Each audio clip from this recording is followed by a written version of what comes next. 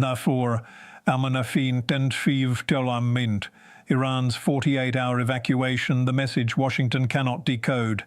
At 4:17 in the afternoon on April 8, 2026, the Iranian government issued an unprecedented directive to 23 million civilians across Tehran, Isfahan, Shiraz, Tabriz and Mashhad. Within 6 hours, these cities were to begin complete evacuation.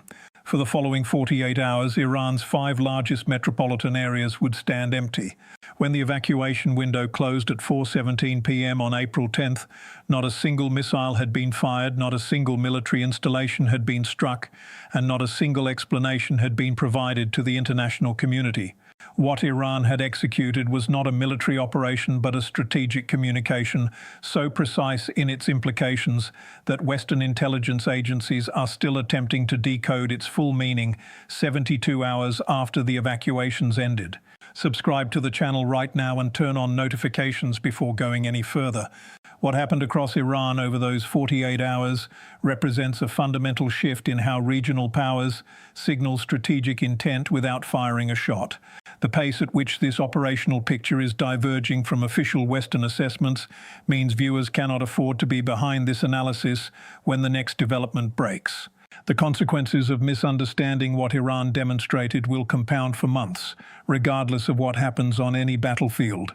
To understand the full weight of what occurred, it is necessary to first understand what a 48-hour metropolitan evacuation actually represents in operational terms, because this was not a civil defense drill.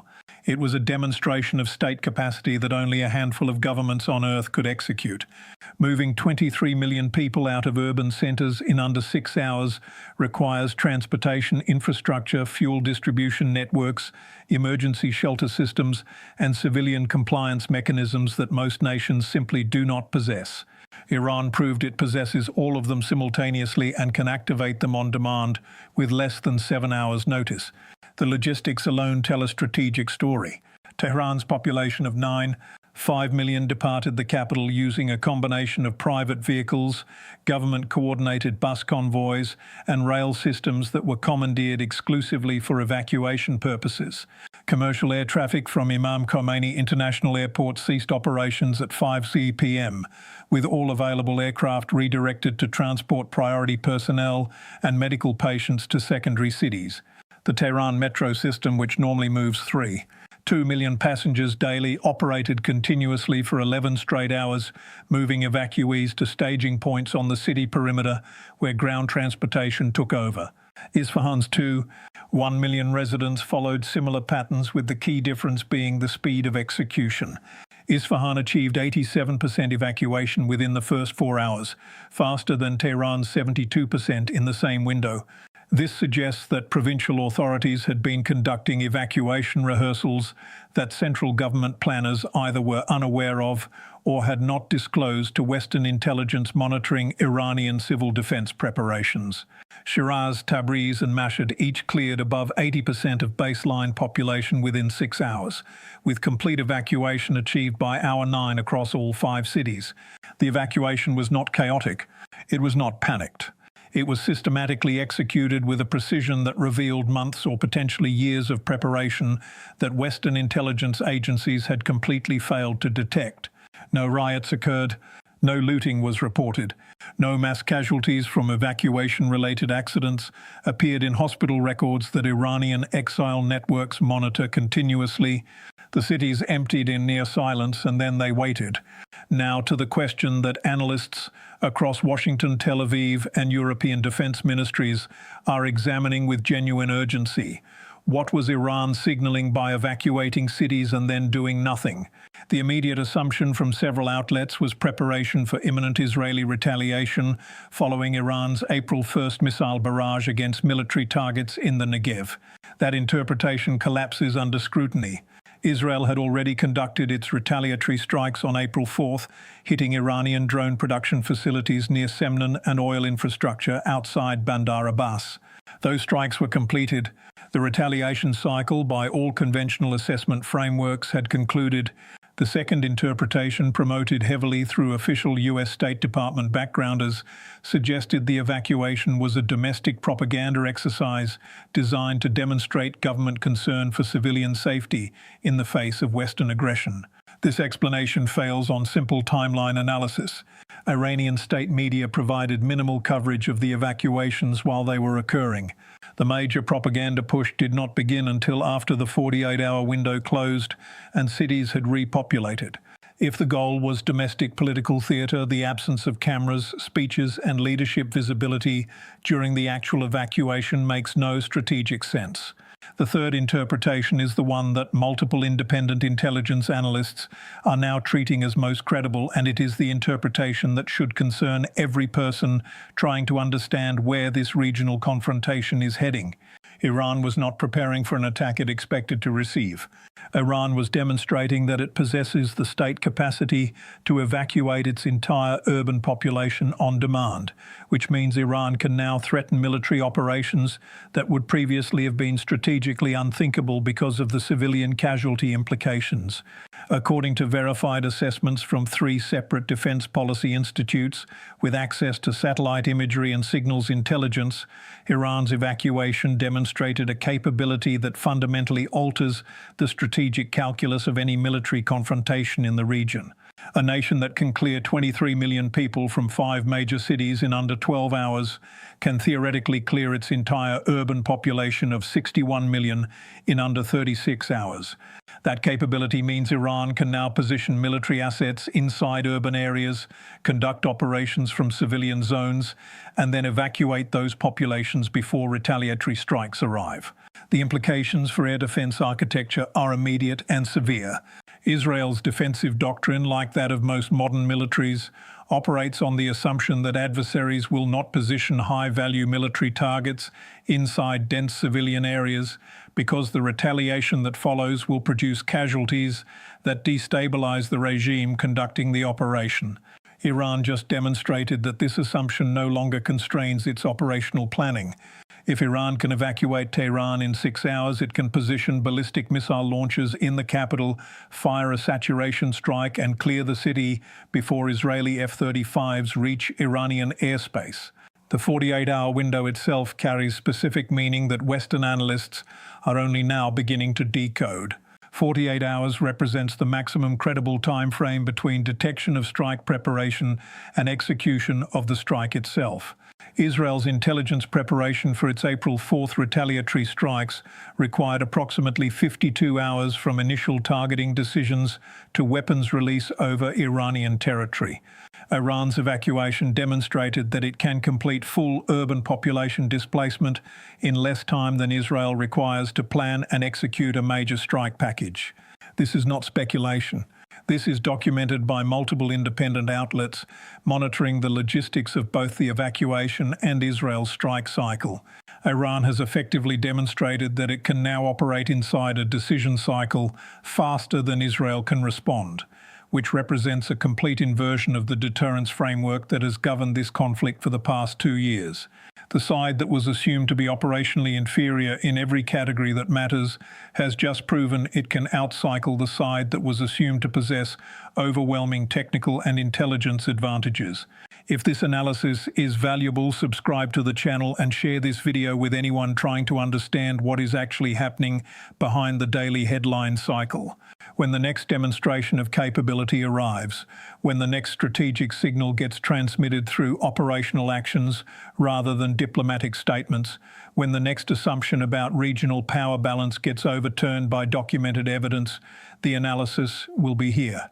The economic consequences of what Iran demonstrated extend far beyond the immediate costs of evacuating and sheltering 23 million people for 48 hours. Those direct costs are substantial.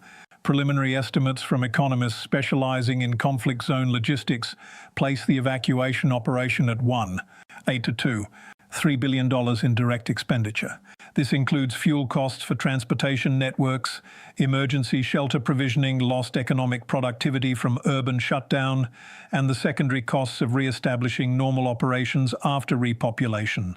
But the strategic economic signal is considerably more significant than the immediate expenditure. Iran just demonstrated to every insurance underwriter pricing war risk for Middle Eastern operations that the baseline assumptions about Iranian vulnerability to airstrikes no longer hold.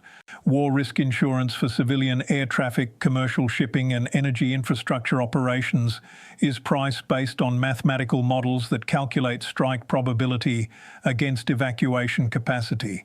Those models assumed Iran could not evacuate major cities on tactically relevant timescales. That assumption is now invalid. Lloyd's of London syndicates that underwrite the majority of war risk coverage for Middle Eastern energy operations have already begun revising their actuarial models based on Iran's demonstrated evacuation capacity. The revision is not minor.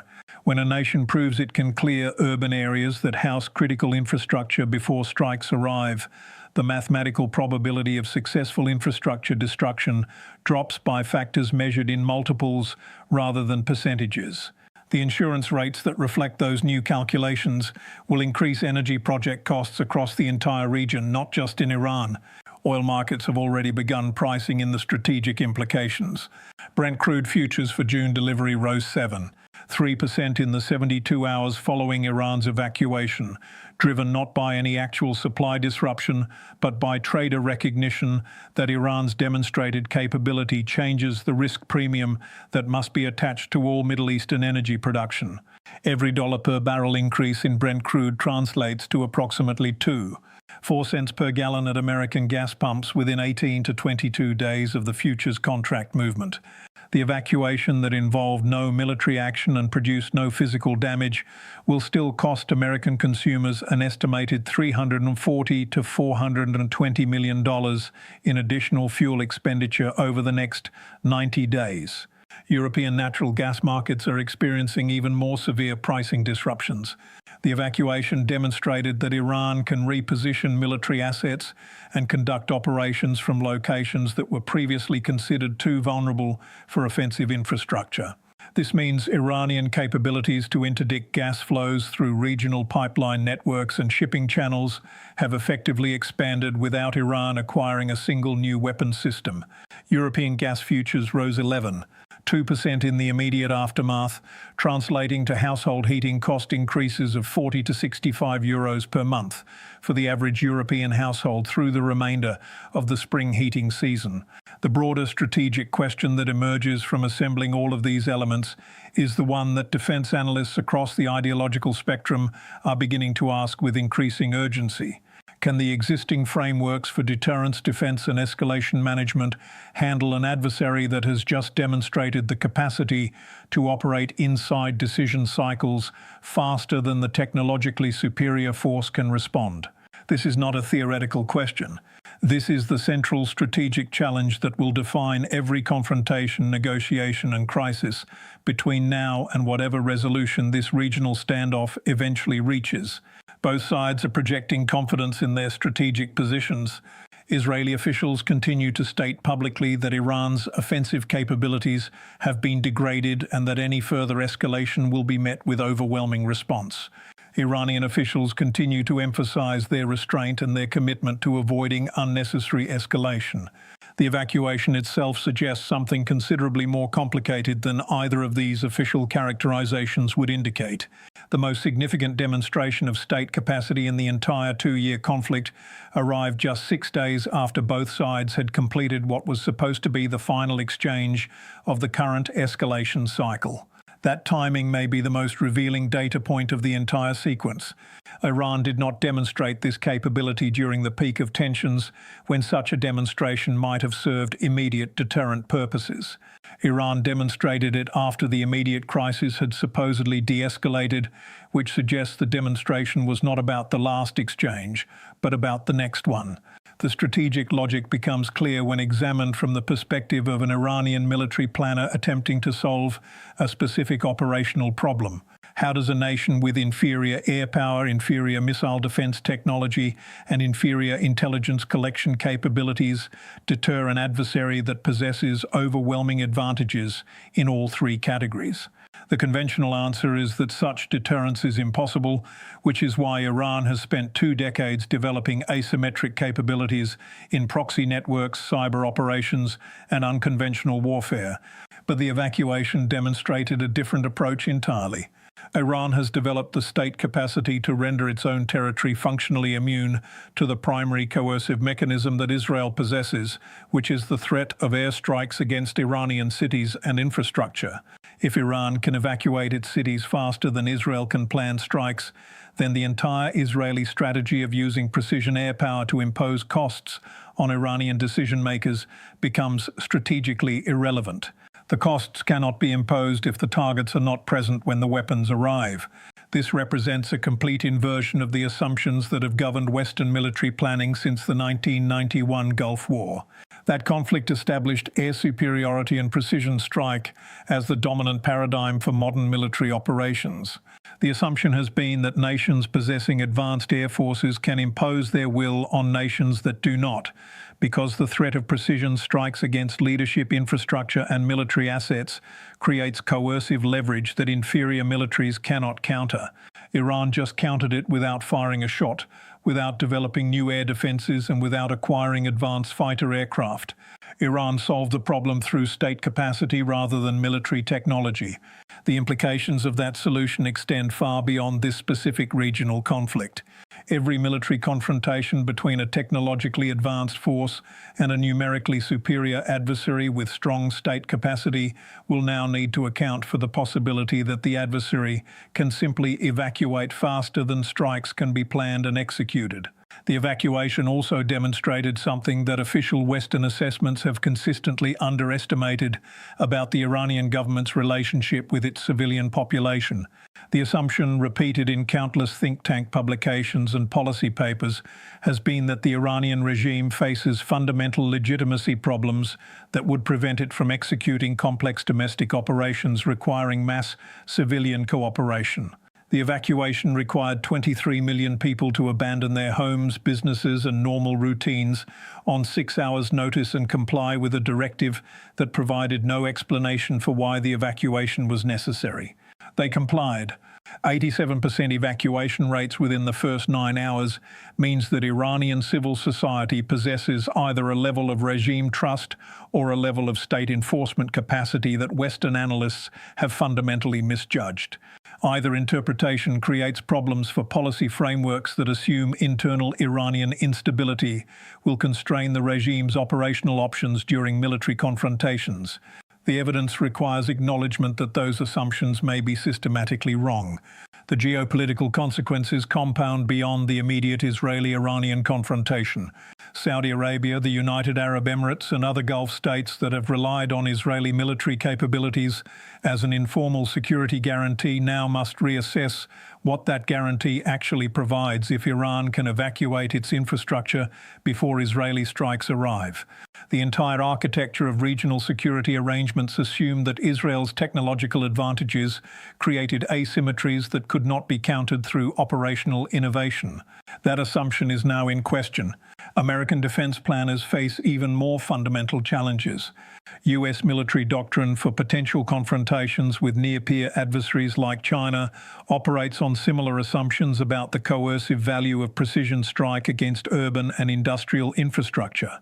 If Iran has demonstrated that sufficient state capacity can render those strikes strategically ineffective through population evacuation, then American war plans for scenarios involving Taiwan, the South China Sea, or Korean Peninsula conflicts may require comprehensive revision. China has been observing Iran's evacuation with intense interest. Chinese civil defense capabilities, infrastructure, and population control mechanisms far exceed those that Iran demonstrated. If Iran can clear 23 million people in under 12 hours, Chinese authorities could theoretically evacuate the entire eastern seaboard industrial corridor of over 400 million people in under 96 hours. That capability would fundamentally alter the deterrent value of American threats to strike Chinese infrastructure in any Taiwan scenario. Here is where the complete picture stands on day 17 of this evolving strategic sequence. Iran evacuated 5 major cities containing 23 million people in under 12 hours, held those cities empty for 48 hours, repopulated them with no reported complications, and provided zero official explanation for why the operation occurred.